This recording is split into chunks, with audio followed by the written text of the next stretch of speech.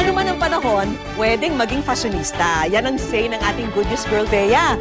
Kaya kahit bumabagyo, huwag daw kalimutan ang sense of style nyo. Tuwing tag-ulan, hindi lang importante na makaiwas tayo sa pagkakasakit at baha. Kailangan handa rin tayo pagdating sa ating kasuotan.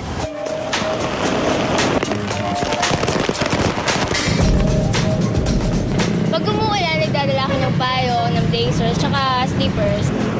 Kapag sapatos ako masyadong basa yung sapatos ko, medyas ko. Kasi madudumihan din ako useless din di ba magpantalon. Ang estudyanteng si Ishi, solve na raw sa simpleng t-shirt at pantalon sa pagpasok sa eskwela. Pero sa totoo lang, kailangan niya ng dagdag na proteksyon sa lamig at ulan. Naku! Hindi dapat ismulin ang pagpili ng tamang damit pangontra sa masungit na panahon. Kaya maliban sa payong at jacket, good news dahil marami pa tayong damit na pwedeng gamitin. Kasama na dyan ang mga napaglumaan nating summer outfits na ituturo sa atin ni Kuya Tim. Tama, Kuya Tim? Tama ka dyan, Bea, no? Ngayon, mag-upcycle tayo ng mga luma nating damit. Gagawin pa nating trendy outfits para ngayong tag-ulan. Yun ang gagawin natin sa'yo, Ishi. Okay ba yun sa'yo? Oo naman. Kaya magpaalam na sa out of style na pangontra sa ulan. At ilabas na ang mga lumang summer outfit para gawing mga pangulan na damit. Para gumawa ng scarf o balabal na pangontra sa lamig, kailangan lang natin ng malaking t-shirt at gunting. So ngayon, ang una natin gagawin, gugupitin natin ng t-shirt simula dun sa isang armhole papunta dun sa kabilang armhole. Tanggalin ang itaas na bahagi ng t-shirt. Ito ang gagawin nating scarf. Ito na yung kalalabasan dapat natin, para siyang isang malaking tube.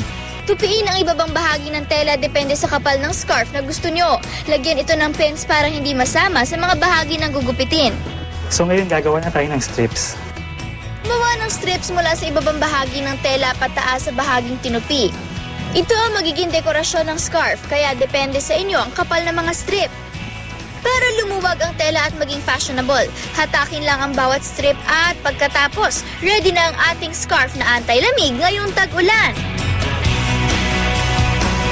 Maliban sa simpleng balabal, pwede rin gumawa ng scarf na may necklace na design. Gumamit lang ng mas malaking t-shirt at ulitin ang proseso. Para maging kwintas yung itsura ng pangalawa nating scarf, kukuha ko ng strip doon sa pinagsobrahan kaninang ginupit ko, Gumupit ng tela at gawin itong pantali sa scarf para maging korteng necklace ito.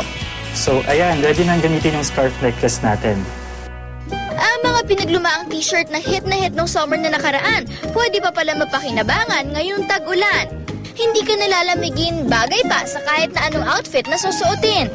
Pwede rin tayong gumawa ng scarf na pwedeng gawing vest katulad nito. Natali niyo lang sa likod. Pwede rin natin itong gawing wrap around gamit lang ang belt. At para naman makadagdag proteksyon sa lamig at sa pagkakabasa, ang kailangan natin, jacket! Makagawa nga! Leggings? Sando na pang summer? Pwede rin natin niyang gawing pang tag-ulan. Ihanda ang mga pantahi at ready na tayong gumawa ng bagong rainy day jacket. Simple lang yung gagawin natin. Ilalatag natin to. Una, ilapat ang leggings sa sando para makita ang bahagi na gagawa ng mga bagong manggas.